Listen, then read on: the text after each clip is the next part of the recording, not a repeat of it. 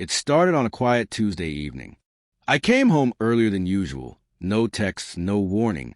Just one of those spontaneous days where I'd had enough of everything and wanted my own bed.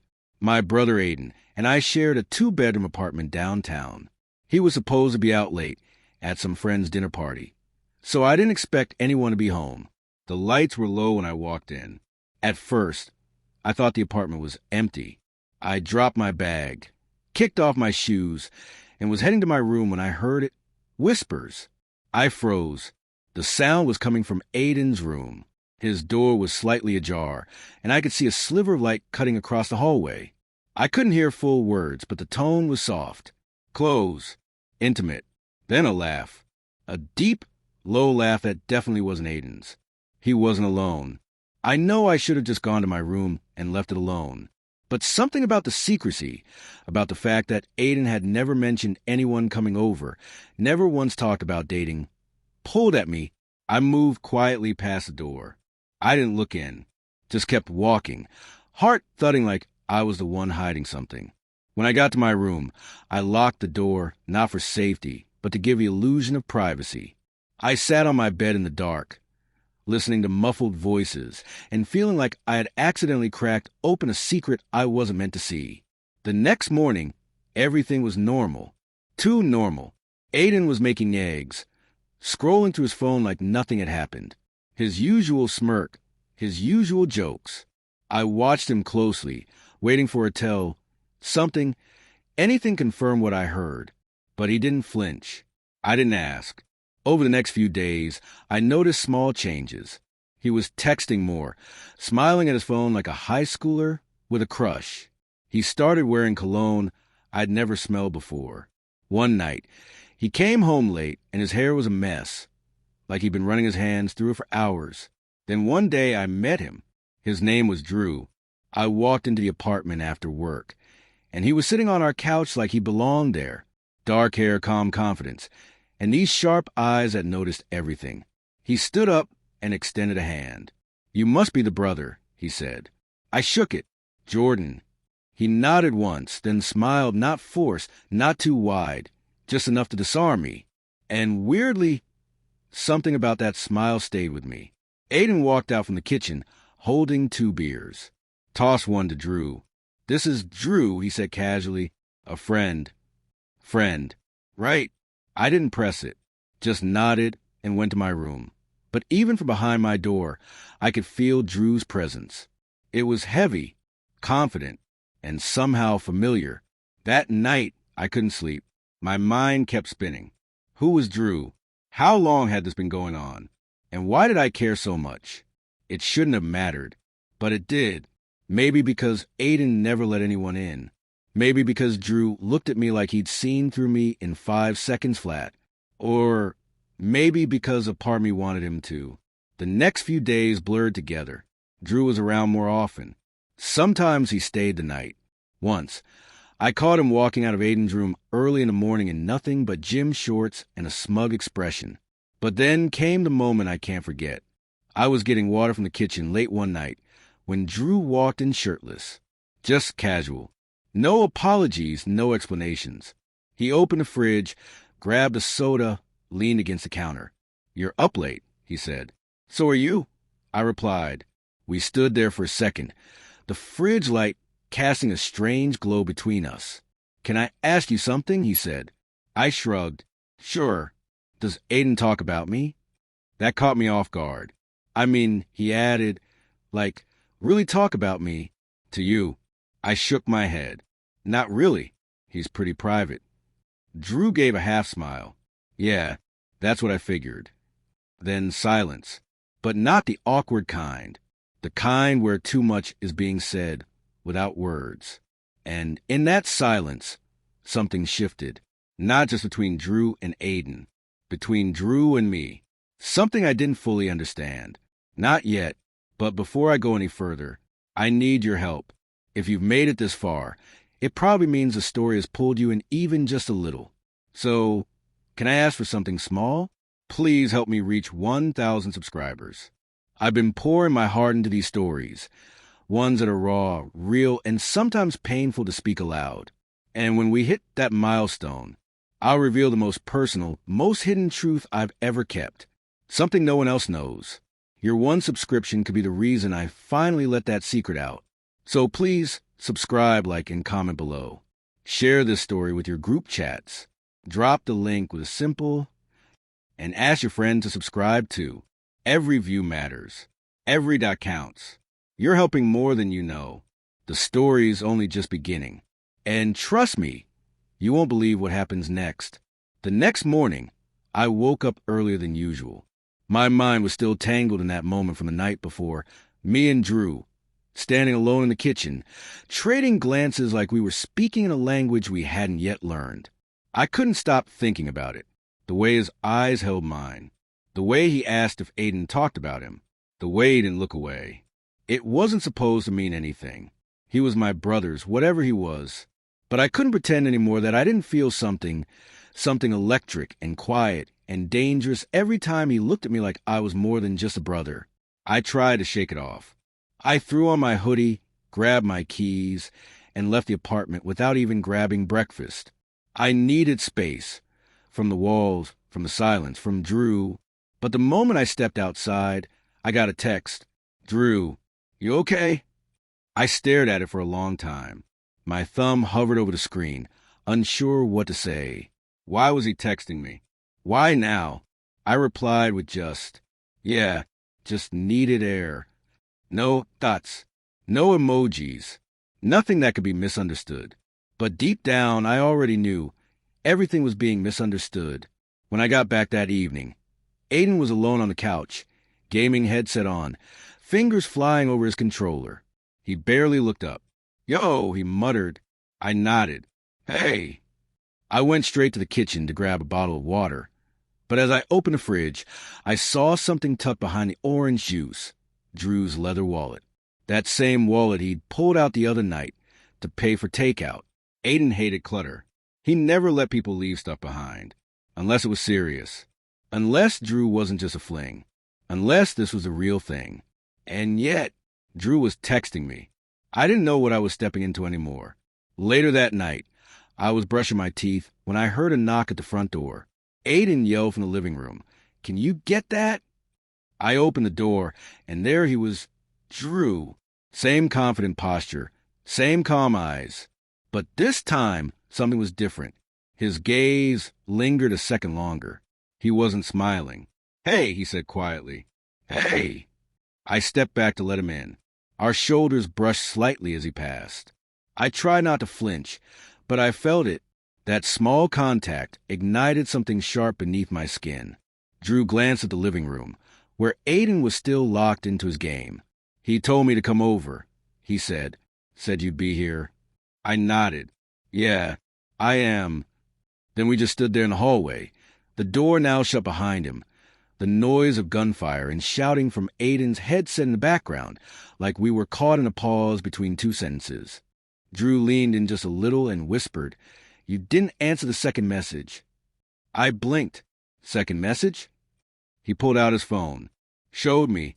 Sure enough, under our earlier conversation was a second text I hadn't noticed. "Drew, do you ever feel like you're not supposed to want what you want?" My mouth went dry. I stared at the screen, then back at him. Before I could respond, Aiden's voice broke the moment. "Drew, you bringing snacks or what?" Drew looked at me one last time and mouthed, "Later." Then he disappeared down the hallway.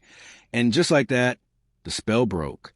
I leaned against the wall, breathing hard, feeling like I just survived something I wasn't ready for. The next few days were torture. Drew kept coming over. Sometimes he'd sit across from me at the kitchen island while Aiden was in the shower. We'd barely say anything, but the air would hum between us. Sometimes our fingers would graze reaching for the same spoon, and we'd both freeze like we'd touched fire. And every time, I hated myself a little more for not pulling away. One night, I couldn't take it anymore. I went for a walk, just to clear my head, just to convince myself that this wasn't real. But as I walked around the block, headphones in, hoodie up, I saw them. Drew and Aiden, outside the diner, on a bench, kissing. It wasn't aggressive or passionate, just a soft, slow kiss like they didn't care who saw them. like they didn't need to hide. And for some reason, it hit me harder than I expected. I stood there across the street like a ghost, unseen, heart thudding like I was the one being cheated on. What was I even doing? Why was I letting myself get pulled into something like this? Was it jealousy or was it confusion? I turned and walked away before they saw me. But that image burned in my mind. The way Drew's hand rested gently on Aiden's knee. The way he smiled when they broke the kiss. The way he looked at him like he belonged to him. That night, I deleted Drew's messages. But the ache didn't go away. 2 days later, it got worse. I came home from class and found Drew sitting alone in the living room, scrolling through his phone. Aiden wasn't home. He looked up. "Hey." I nodded, unsure if I should go to my room or sit, but he tapped the cushion next to him. "Can we talk?" I sat. "I know what you saw," he said. My stomach dropped. "I didn't say anything," I replied quickly. "I know, but I felt it. That night, the way you looked at me, the way I looked at you." I didn't answer. He leaned in slightly. "This wasn't supposed to happen, Jordan. I didn't mean to feel anything." "Then don't," I whispered, but we both knew it was too late for that. We sat in silence again. He didn't reach for me. I didn't move closer. But something about that stillness, about choosing not to act, felt heavier than any action we could have taken. And then Aiden walked in. The door opened. He froze. His eyes flicked between us. No one said a word. But something had changed in that room. Something irreversible. Aiden stood frozen in the doorway. He had one grocery bag in each hand, his car keys dangling from his finger, and the strange, unreadable look in his eyes. Not angry, not confused, just still. I immediately stood up like I'd been caught doing something wrong. Drew didn't move. He stayed exactly where he was, sitting on the couch, arms relaxed, eyes on Aiden like he'd expected this. Aiden stepped inside and gently shut the door behind him. "What's going on?" The words were light, casual even, but the weight behind them was sharp. "Nothing." I said quickly, too quickly. "I just got home. We were just talking." Aiden glanced at Drew. "Talking?" Drew nodded slowly. "Yeah, that's it." Aiden's eyes shifted between us, back and forth. He wasn't stupid. He was many things. Quiet, guarded, stubborn, but never stupid. He carried the bags to the kitchen, and the silence that followed was thick.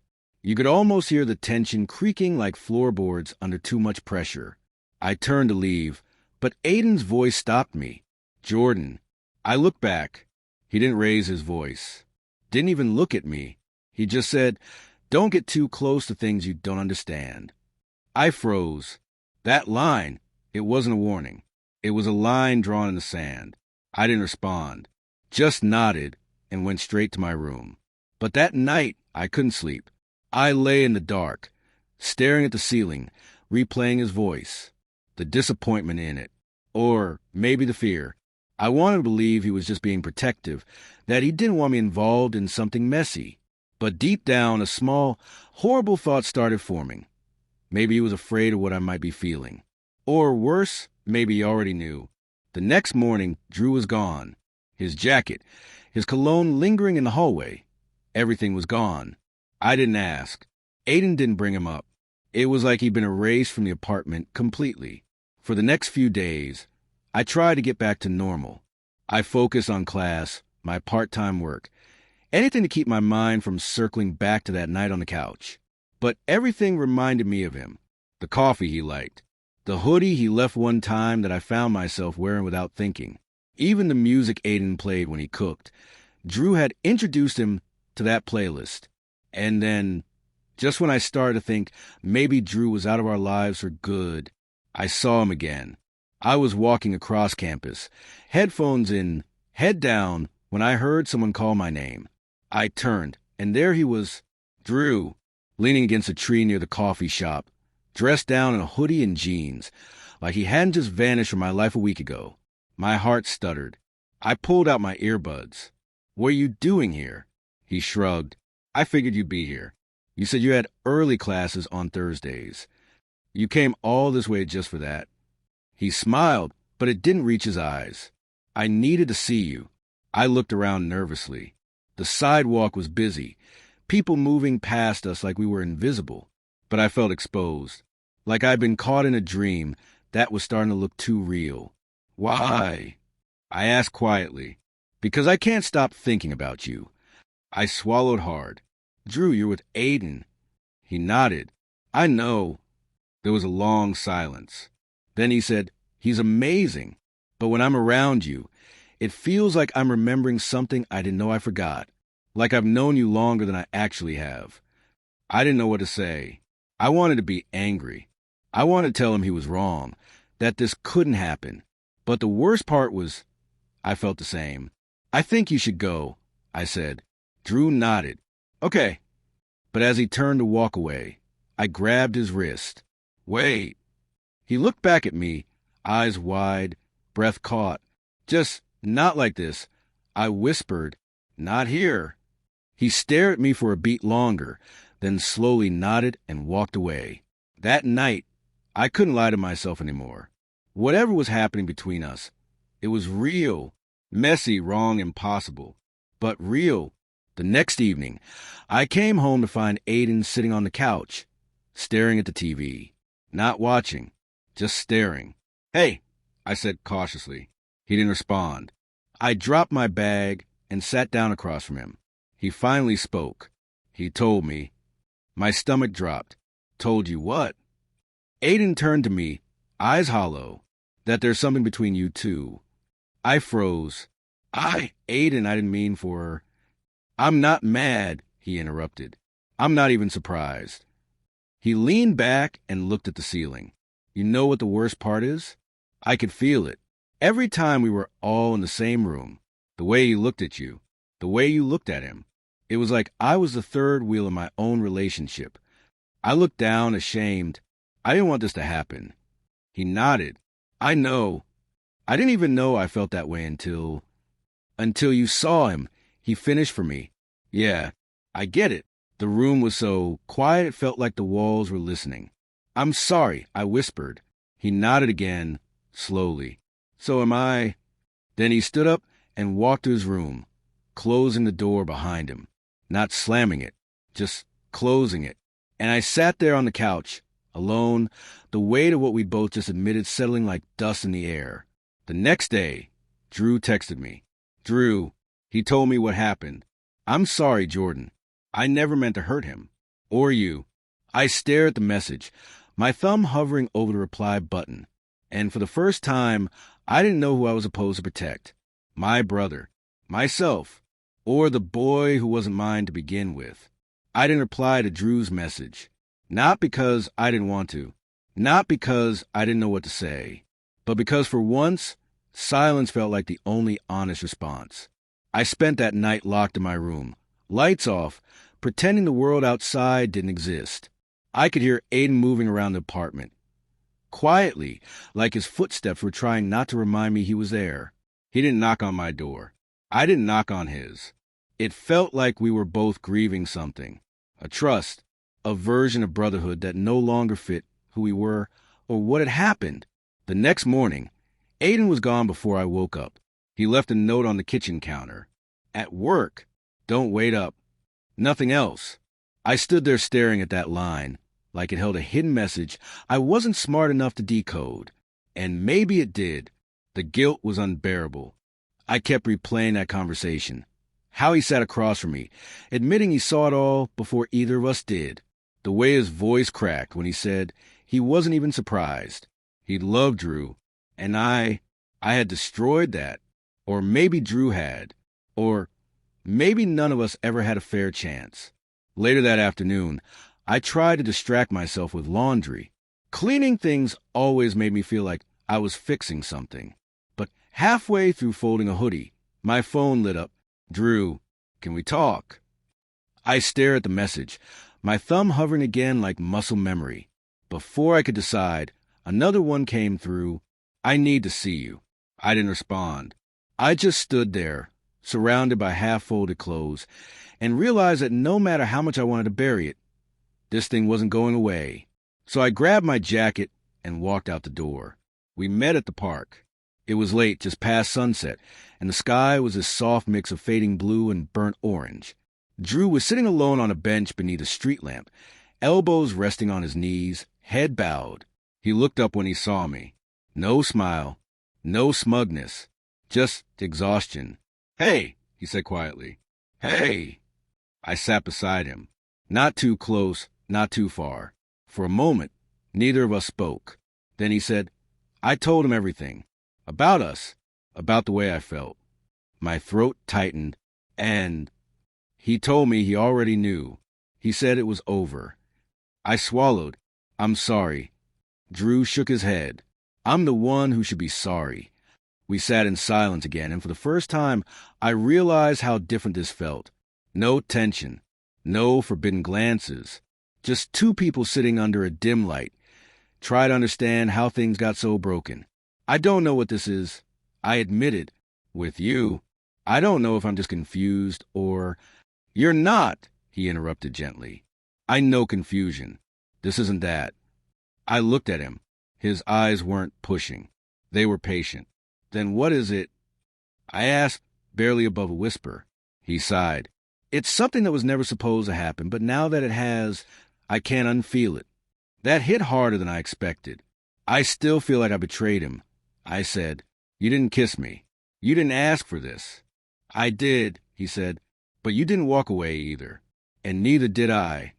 I looked down at my hands, trying to find the right words. So what now? He was quiet for a moment, then said, Now we breathe, we wait, we give him space. And if something's meant to come out of this, it will. I nodded slowly. Then Drew turned to me and added, But if it does, I need to know you're not just here because I showed up. I need to know you want this. I looked up. For once, I didn't flinch. I didn't look away. I do, I said, and that scares me.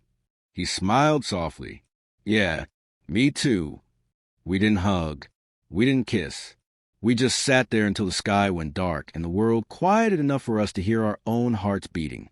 When I got home, Aiden still wasn't there. His room was dark. His door was closed. And suddenly, it felt like the apartment wasn't big enough to hold the silence between us anymore. The next morning, I found another note. Going to Mom's for a few days. Need space. There was no anger in it, just distance. The kind you can't measure with feet or walls. I didn't chase after him. I didn't text, because I knew this time space wasn't just something he needed. It was something I owed him. Days passed. Drew and I didn't talk. And then one night, around 2 a.m., I got a call. It was Aiden. He didn't say hello. Just said, Are you awake? I sat up, heart racing. Yeah. Can you come outside? I threw on a hoodie and ran out to find him leaning against his car in the parking lot. He looked tired, like he hadn't slept in days. But he smiled just a little when he saw me. I'm not here to fight, he said. I know. He looked up at the sky, exhaled slowly. It took me a few days to realize this wasn't just about betrayal. It was about not seeing it coming, not being ready. I didn't interrupt. I just let him speak. I loved him, Aiden continued, and I think he loved me. But whatever's between you and him, it's different. I closed my eyes for a moment, feeling everything crash down at once. I didn't mean for it to happen, I said. I know, he replied. That's what makes it real. I looked at him then, really looked, and saw my brother, not the older one who always had it figured out, but the human one, the one who hurt, the one who let go. Are we okay? I asked. He gave a half smile. Not today, but maybe soon. And then he pulled me into a hug. It was the kind of hug that said more than words ever could. Not forgiveness. Not yet, but understanding. And that was enough, for now. I didn't sleep that night. Not really. After Aiden hugged me and left, I sat on the edge of my bed for what felt like hours, trying to absorb what had just happened. His words, not today, but maybe soon, echoed in my chest like a distant bell. It wasn't closure. It wasn't peace. But it was something. A beginning, maybe after the destruction we'd all silently created. By morning, everything felt quiet again. Not in a tense or broken way, just Still, I opened the curtains and let light pour into the room, like it could cleanse everything I had kept hidden. Then, without overthinking, I picked up my phone and texted Drew. He knows. We talked. I think it's okay to talk now. I didn't expect a fast reply. I didn't even know if he'd respond at all. But less than 5 minutes later, my phone lit up. Drew, where are you? Home. Drew, I'm on my way. I stared at that message for a long time. I don't know what I was expecting, but the certainty of it shook something loose inside me. He wasn't asking if I wanted him to come over. He wasn't waiting for permission. He was choosing this. Us, without needing to find what it was. Half an hour later, there was a knock at the door. I opened it slowly, and there he was. Drew stood there, wearing a dark gray hoodie, black jeans, and eyes that looked like they'd weathered the same storm I had. But when he saw me, he smiled, not with confidence, not with charm, but with relief. "Hey," he said. "Hey." He stepped inside. We stood awkwardly in the living room, the silence heavy but not cold, just unfamiliar, like we were trying to figure out how to exist in this new version of reality. He looked around. "Where's Aiden?" "Went back to Mom's. I don't think he's ready to be around us yet." Drew nodded slowly. "That's fair." We both sat down on the couch, a few inches apart, not touching, but close enough to feel it. "I wasn't sure if you want to see me again," he said. "I wasn't sure either," I admitted. We sat for a long beat. Then I said, "But I'm glad you came." That broke something in him. Not in a bad way, but in a way that made his shoulders drop, like he'd been holding on to too much for too long. He turned slightly toward me. "You know, I've never felt this confused and clear at the same time." I laughed under my breath. "Yeah, I know exactly what you mean." He reached out slowly, cautiously, like he didn't want to startle me. His hand rested on top of mine. Warm, steady, real. "I don't know what this is," he said, "but I want to figure it out. With you." I looked down at our hands. "Even if it's complicated?" He smiled. "Especially if it's complicated." I didn't pull away this time. I didn't freeze or overthink or analyze. I just let my fingers close around his. That night, we didn't kiss. We didn't say dramatic things. We just sat there, fingers laced together, a silent agreement settling between us. This is real. And whatever becomes, we'll let it unfold at its own pace. The next morning, he was still there. We made coffee.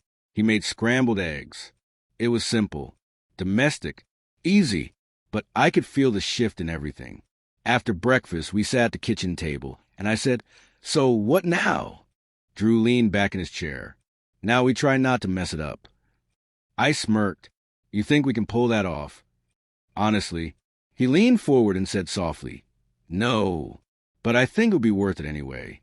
We spent most of the day together. No tension, no secrets, just shared silences and quiet glances. And later that evening, we went for a walk around the neighborhood, hands brushing, the night air cool enough to bring us close without saying why. But peace doesn't last long when people talk, and it wasn't long before someone did. The next day, Aiden came home. I heard the front door open and the unmistakable sound of him dropping his keys on the counter. Drew and I were in my room. We hadn't locked the door. And just like that, the quiet we had built shattered. "Jordan," Aiden's voice called out, steady and unreadable. I stood up, my chest tightened. Drew gave me a look, part warning, part apology. I stepped out into the hallway, and Aiden was standing there with his arms crossed, eyes dark.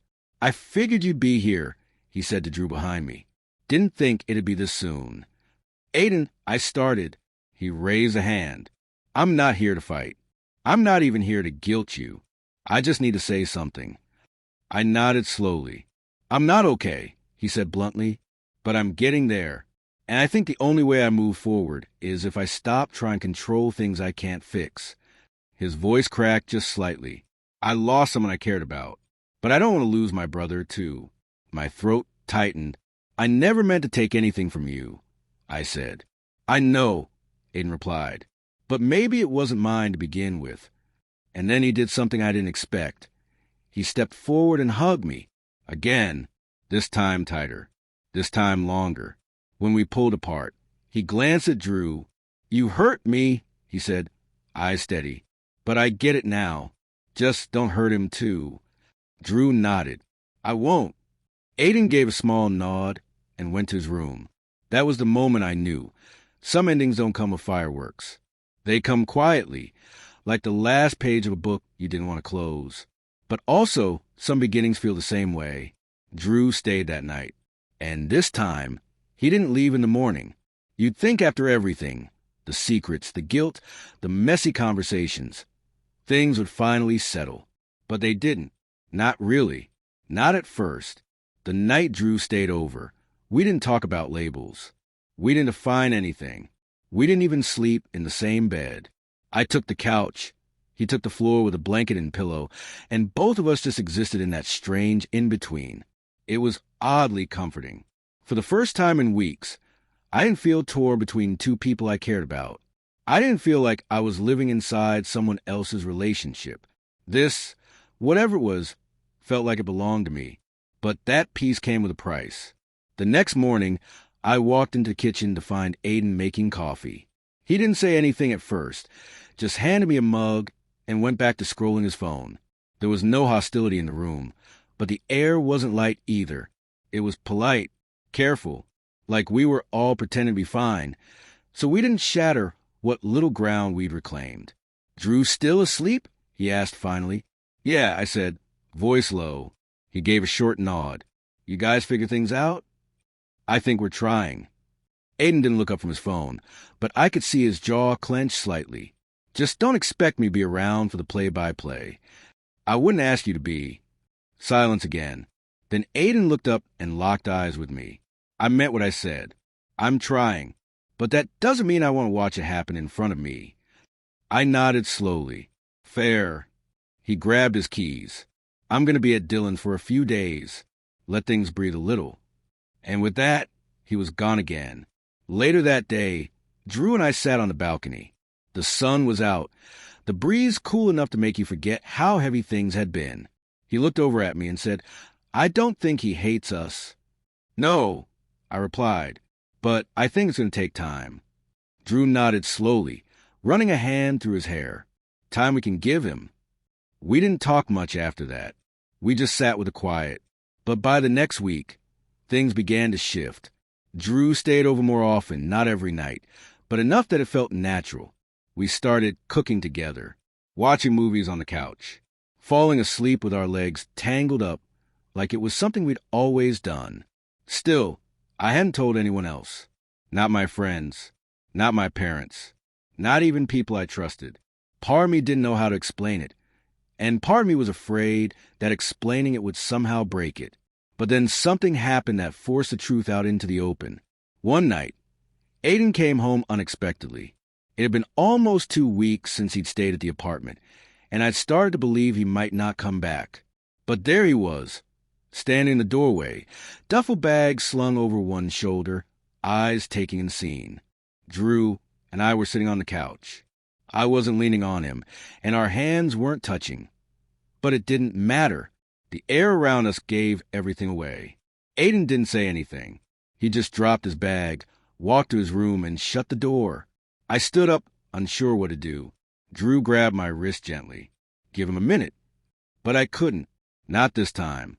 I knocked on Aiden's door. No response. "Aiden," I said softly. "Yeah, I'm sorry." "I know. I want to talk." Silence. Then, after a long pause, he opened the door. He looked tired, but calm. I stepped inside, and for a moment, neither of us spoke. Then he said, "I thought I was past it." "I thought you were too," I replied. He sat on the edge of the bed, hands clasped together. "It's not jealousy, you know. It's not even about Drew anymore." I tilted my head. "Then what is it?" He looked up at me. "It's about trust. I spent so much time protecting you, looking out for you. I never imagined you'd be the one keeping things from me." That stung. "I didn't know how to tell you," I said, because I didn't understand it myself. "I get that," he said, "but it still hurt." "I know." We sat in that silence. Our new language. Then he asked, "Do you love him?" The question landed heavy in the air. I hesitated. "I don't know yet, but I know I could." Aiden nodded. "That's enough." He stood, walked over, and hugged me, again, but this time it felt final. Not like a goodbye, more like acceptance. The next few days were quiet, but not awkward. Drew started giving Aiden space, staying at his own place some nights. And slowly, the tension in the apartment began to thaw. Then one evening, something unexpected happened. Aiden knocked on my door. "You got a sec?" he asked. "Yeah." He stepped in, holding his phone. "So, Mom called. She wants us to come over for dinner this weekend." I raised an eyebrow. "Us?" He nodded, and she asked if you're bringing anyone. My heart skipped. "You told her?" He smiled faintly. "She figured it out when I came home early and looked like I'd been hit by a bus. Moms know things." I laughed softly. "So what did you say?" "I said you might be." I looked at him. "Should I?" "That's your call," he said. "But if you do, maybe wait till dessert to drop it on her." I grinned. "Noted." He turned to leave, but paused in the doorway. "Also, don't wear that ugly green hoodie. She already hates it." And just like that, we were brothers again. I hadn't seen my mom in months.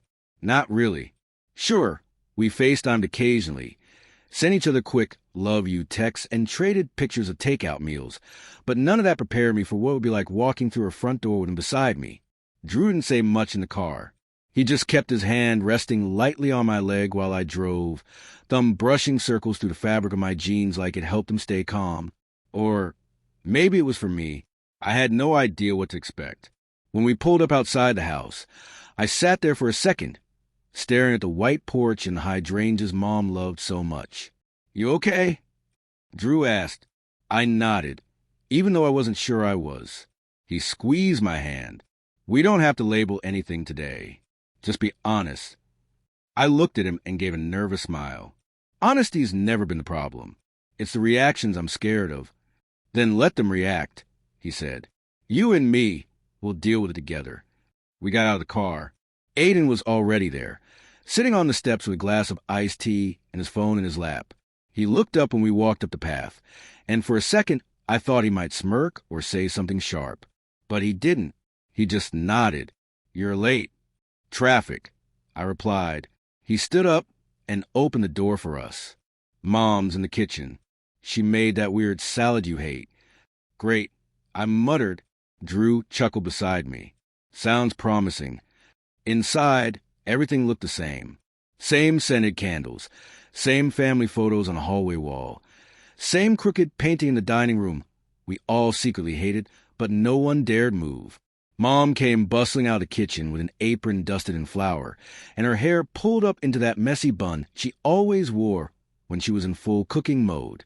"Jordan," she beamed, wrapping me in a hug so tight it stole my breath. Then she turned to Drew. "And you must be..." Drew held out his hand. "Drew, thank you for having me." She looked at his hand, then surprised us both by pulling him into a hug. "Two, if you're important enough to walk through that door with my son, you're important enough to hug." Drew blinked, caught off guard. "Well, thank you." We sat at the table, talked about harmless things. Work, school, the weather. For the first 30 minutes, it was easy. Too easy. Like we were all pretending this was normal. But you can only tiptoe around the truth for so long. It happened after dessert. We were clearing the dishes when Mom turned to Drew and asked, "So, how did you two meet?" I stiffened. Drew glanced at me before answering. I was dating Aiden. The silence was instant. Not shock, just still. Mom set down her plate slowly. "I know," she said. My eyes widened. "Wait, you knew?" She nodded, then looked at me. "Moms know. We don't always say things, but we watch. I saw the way your brother looked when he talked about Drew, and I saw the way you looked when Drew's name came up in conversation." I looked down, ashamed. "I didn't mean for it to happen like this." "I'm not here to judge how it happened," she said. "I just care about how you carry it from here." Drew looked genuinely stunned. "You're okay with it?" She raised an eyebrow. What I'm not okay with is people walking into my house thinking they need to tiptoe around who they are. You're both adults. You make your own choices.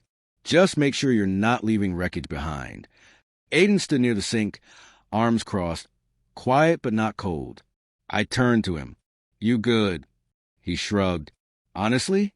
No, but I'm not bleeding anymore. That hit harder than I expected. But hey, he added with a tiny smile, at least now Mom won't keep trying to set you up with her friend's weird nephew. I groaned. Please, not Noah again. Drew raised an eyebrow. Wait, who's Noah? Aiden snorted. Trust me, you don't want to know. That broke the tension. We laughed. For the first time in what felt like weeks, it wasn't forced. Later, after we'd left and were walking back to the car, Drew said, Your family's surprisingly chill. Give it a week, I said. My mom's already making a mental Pinterest board about our wedding. He laughed. And then, once we were both in the car, he turned to me, more serious now. I meant what I said earlier, he whispered. We don't have to label this. But if you ever want to, I'm here. I looked at him for a long moment, thought about everything we'd been through, how it started, how messy it got, how real it had become. Then I reached over and took his hand, laced my fingers through his, and said, Then let's see where this goes. You'd think after introducing someone to your mom, everything would feel more real, more official, but somehow it only made things blurrier. The next few days, Drew and I acted like nothing had changed. We still spent nights watching dumb movies on the couch, still stole moments when Aiden wasn't around. Except now, the secret was out, at least to the people who mattered. And yet, there was something new hanging between us.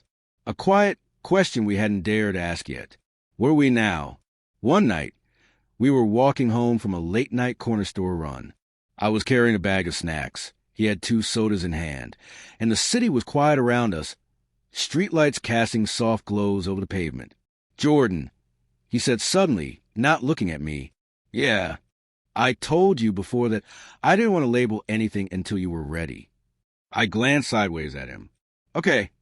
He hesitated, then added, But I think I am. I stopped walking. He turned to face me. I don't want to be in between anymore. Not your maybe, not your almost. I want to be real.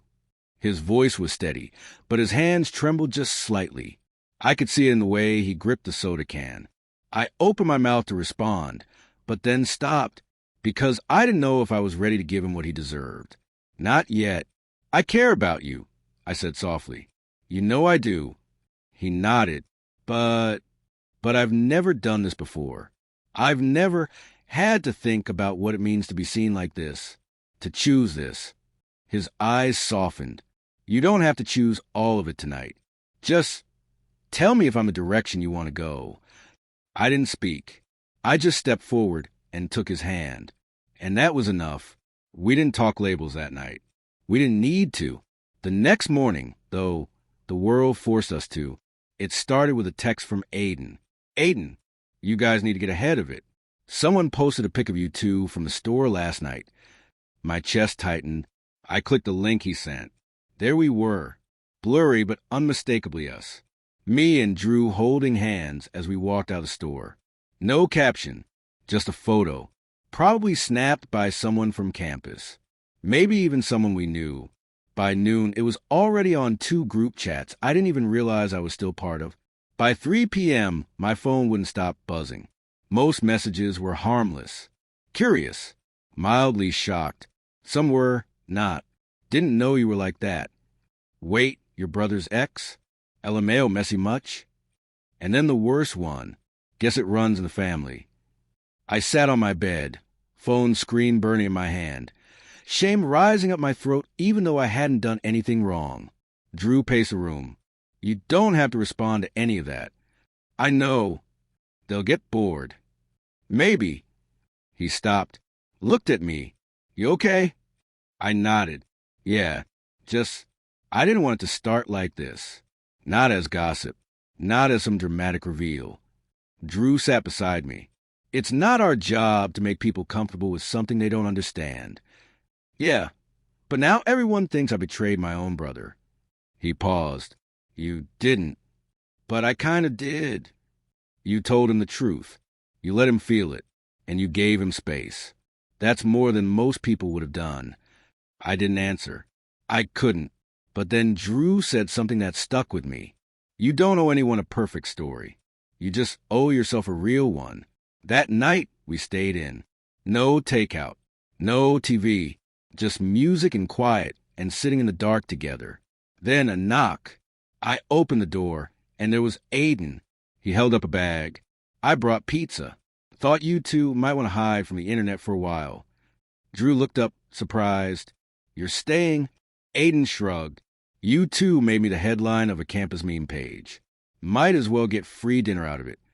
We all sat on the floor, slices in hand, and for the first time in a long time, we laughed. Not politely, not cautiously, just loudly, stupidly, like we were 15 again. At one point, I leaned back against the wall and watched Aiden and Drew joke like friends again, like something had cracked and let the light in. And I realized something. We weren't broken anymore. We were different, changed, but not broken. Later that night, after Aiden left, I looked at Drew across the room. You know, I said, I think I might be ready. He tilted his head. For what? I took a breath. For people to know. I'd always imagined that coming out, if I ever did, would be something intentional. Maybe a quiet coffee shop talk with a close friend, or a random comment slipped into conversation that didn't need to be explained. I never thought it would be a blurry photo, screenshotted and shared across the campus like some kind of scandal. But once it was out there, I had two choices, hide or stand in it. I chose the second. The next morning, I posted a message to my private story. Just a single slide, white text on a black background. I never asked to be outed, but since everyone's curious, yes, the photo is real. Yes, I'm seeing someone. No, I'm not ashamed. You don't have to understand it. You just have to respect it. That was it. I didn't add a name. I didn't write a novel. I said what I needed to, and then I shut off my notifications. Within an hour, replies started trickling in. Some were kind. Proud of you, dude. Takes guts. Respect. I always knew something was different about you, but in a good way.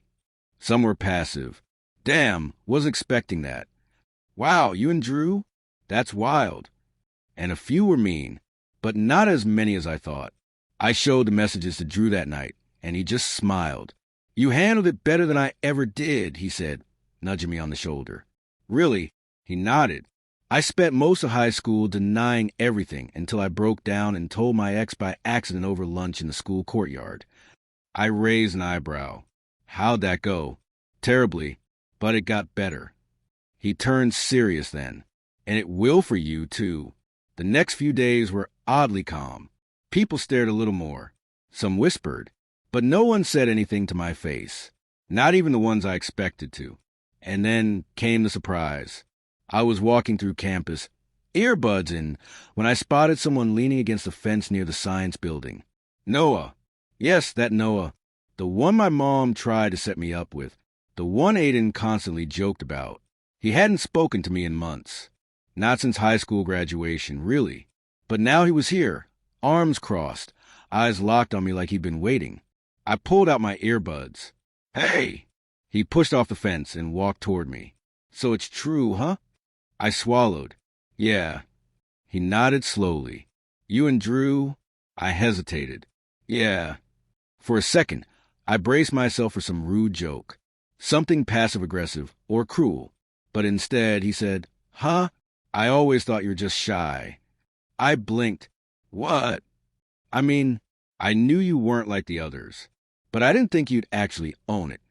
I stood there, caught between confusion and caution, and then he added, Good for you? That was it. He just walked away. I stood there longer than I should have, letting that moment sink in, not because Noah's opinion mattered, but because it reminded me how unpredictable people could be, how assumptions were rarely the full story. Later that night, Drew and I sat outside on the steps behind the apartment. Feels weird, I admitted. I don't feel free. I just feel seen. Drew nodded. That's the beginning, not the end. He leaned his head against my shoulder, and I let it rest there, our hands intertwined in the dark.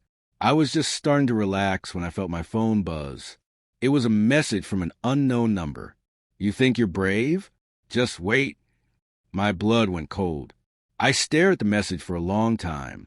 Drew noticed a shift in my expression. What is it? I showed him the screen. He read it, jaw tightening. Do you recognize the number? I shook my head. No. For the first time in a while, the old fear returned. Drew took my phone gently from my hand. We'll figure out who it is. Do you think it's someone from school? Maybe. Could be nothing. Could be someone messing around. But neither of us believed that.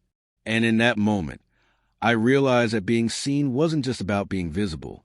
It also meant being vulnerable. Maybe I wasn't ready for all this. I whispered. You were, he said firmly. You are. But even if you weren't, I'm not going anywhere. That night, we double-locked the doors, closed the blinds, and slept a little closer than usual. Not because we were scared, but because we refused to let the fear win.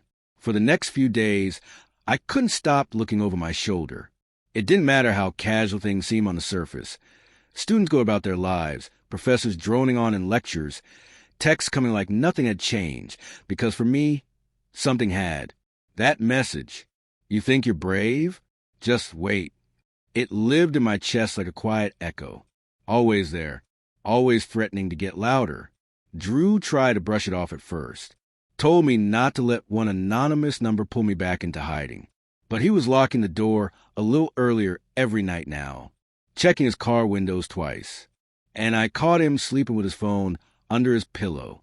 We didn't say it out loud, but we were both scared. I went to campus security and reported the message, gave them the number, and even printed out a screenshot. The officer was polite, nodding as I spoke, then handed me a pamphlet about digital safety that I didn't even bother opening. Their advice? Block the number. Don't engage. Let them know if something escalates. The thing is, it already had, because it wasn't just about me anymore. 3 nights after that text, Drew came home from work with a bruise blooming on the side of his cheekbone. Dark, ugly, fresh. I stood frozen when I saw it. What happened? I asked, panic rising. He winced as he set down his bag. Some guy outside the bar said something. I ignored it. He didn't. Did you call the cops? He shook his head. Didn't get a good look at him. It was fast. Felt like he just wanted to scare me. I stepped closer, gently touched his face. I'm so sorry, I whispered. He caught my hand. This isn't your fault. But I knew the truth. Before me, Drew was under the radar. Aiden's ex-quiet, careful. But now, he was the guy dating me. The guy from the blurry photo. The guy in the story everyone was whispering about. And this was the cost. That night, we didn't talk much. We just curled up in bed, the room dark except for the sliver of light spilling from the bathroom. I laid my head on his chest and listened to his heartbeat, steady and strong. I hate that I brought this to you, I said quietly. He kissed the top of my head. You brought me peace. The rest is just noise. But the noise wasn't going away. The next morning, Aiden knocked on the door. He didn't say hi, just walked in, sat down, and said, "We need to talk." My stomach sank. He looked at Drew first. You okay? Drew nodded. Yeah. Then Aiden turned to me. You got a target on your back now. Both of you do. And pretending like this is just gossip isn't going to make it go away. I know. So we do something about it, he said. Together. Drew raised an eyebrow. Like what? Aiden pulled out his phone and held it up.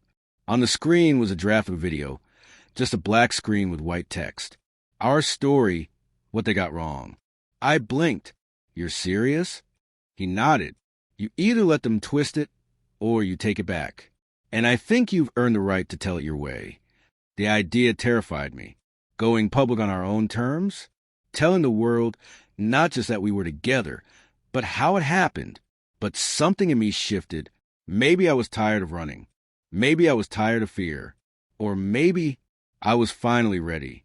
We filmed it that night. It wasn't flashy. No filters. No music. Just me, Drew, and Aiden sitting in our living room, telling the truth. We didn't blame anyone. We didn't defend ourselves. We just talked about how love doesn't always show up when or how you expect. About what it means to hurt someone unintentionally.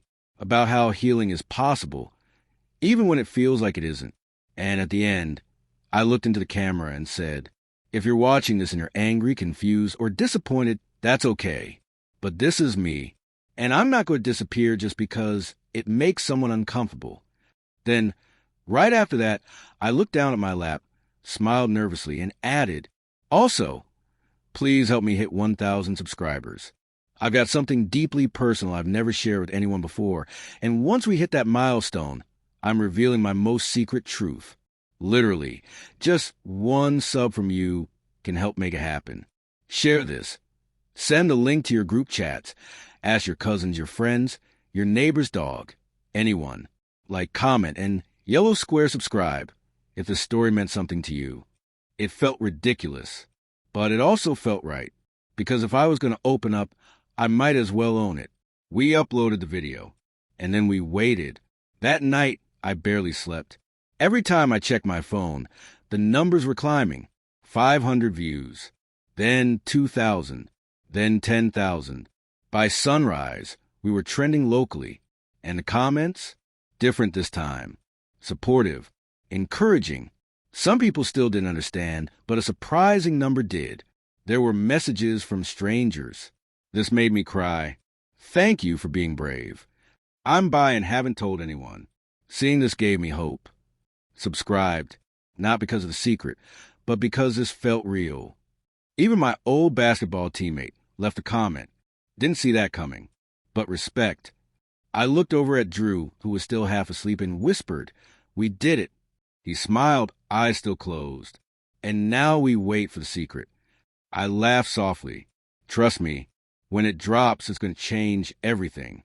The video passed 100,000 views in under 72 hours. That was the first shock. The second came when I refreshed the channel and saw the number I'd been obsessing over for weeks staring back at me in bold, perfect font. 1,002 subscribers. I sat there in complete silence, staring at the screen like it might change, like it was a mistake. Drew came up behind me, rested his chin on my shoulder, and said softly, guess it's time. I nodded slowly. You ready to do this? He asked. I thought about it. About everything that had happened, about Aiden, about the people who'd messaged me late at night, saying they saw themselves in our story, about the threats that almost broke me, and the love that didn't let me fall. I closed my laptop, turned to Drew, and said, yeah, let's tell the truth. The secret I promised to reveal wasn't something flashy. It wasn't a confession meant to shock or entertain. It was something I'd carried for so long, I didn't even realize how heavy it had become. I waited until the weekend. I made sure Aiden was home. Drew was with me, and my nerves had stopped vibrating in my chest like an exposed wire. Then I hit record. No edits, no filters, just me, sitting in front of the camera. And I said this. This is the truth I've never told anyone, not even Drew. And since you helped me reach this milestone, I owe it to you to finally say it out loud. I paused, swallowed hard. I wasn't scared of people knowing I was into guys. I was scared they'd think I was faking it, to get attention, to hurt my brother, to feel special. But the truth is, I've always known. And I was ashamed of how long I spent hiding behind the idea that maybe I was just confused. But I'm not confused. I'm just human. And I fell for someone unexpected. Someone I wasn't supposed to. And even though it was messy, even though it hurt, it also made me feel alive for the first time. So, thank you for letting me be honest, and for making me feel seen. I ended the video right there. Didn't even say goodbye, because I didn't need to. I'd finally said everything that mattered. The next few weeks were a blur. Classes, texts, messages from strangers, opportunities one never thought I'd have. A small LGBTQ plus podcast asked me and Drew to come on and talk about our experience. We said yes. Aiden even joked that we were gay famous now. But honestly, what mattered most wasn't the attention. It was the quiet things. It was waking up next to Drew on a Sunday and realizing I didn't feel like I was hiding anymore. It was watching Aiden bring home a guy for dinner. Just a friend, he said, but the way he smiled gave away more than he thought. It was my mom texting me out of the blue just to say, "I'm proud of you." It was walking through campus and catching the eye of someone who looked like they were about to burst into tears, and then hearing them say, "Your story helped me come out to my brother." Every little moment added up to something bigger than I ever imagined. And one afternoon, while Drew and I were sitting under a tree behind the old library, watching the sun dip behind the buildings, I asked him, "Did you ever think we'd get here?" He looked at me, smiled. "Not even in my best dreams." I nodded. "Me either." Then I took out my phone, opened my channel, and stared at the number again. 1,000. 1,000 people had subscribed. 1,000 people who'd heard our story and stayed. I looked at Drew, heart full in a way it had never been before. "You know," I said, "we started with a lie." He raised an eyebrow. "What lie?" "That I was straight. That you were off limits. That love had to look a certain way." He chuckled. "I guess we rewrote that script, didn't we?" And I smiled, because we did. And we weren't done writing yet.